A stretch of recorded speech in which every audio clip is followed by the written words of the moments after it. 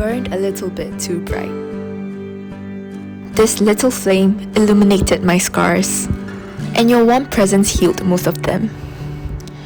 We sat by the firelight, sharing our deepest fears, telling stories, showing one another our wounds, making melodies.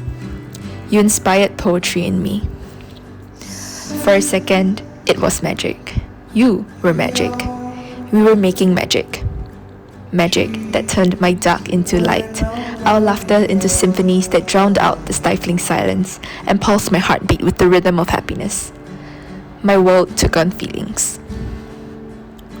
But sometimes, this flame scalded us, and it wasn't the first time around. Sometimes it cast a shadow that confined and constrained us, leaving behind a dazzling, mysterious haze that suffocated you and I. But I held on to this hurt, for I was still learning how to make fire. But that fire burned out faster than it should have.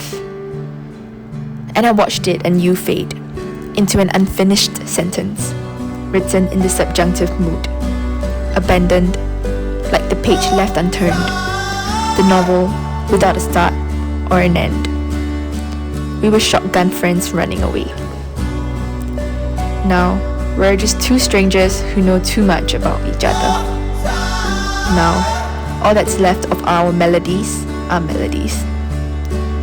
Now all that's left after we have lost and left and lived and loved and laughed.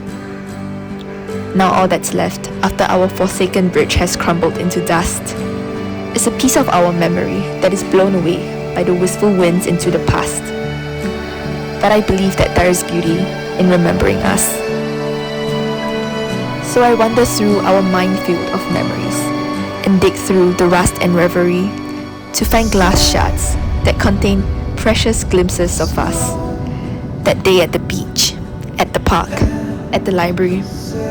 Clutching them with shaky, bloodied palms, I wrap up our emotional adventures, and with a thin layer of nostalgia, tied with a grey tinsel of reminiscence, a closure that gave them safety, from being worn down by the sense of time. And dewy-eyed, I keep them safe in my pocket, and I leave my door wide open as I walk out from yours, to greet new sights that were new and marvelous and dangerous, to give tears to the tides of harmony, of love, and of creation.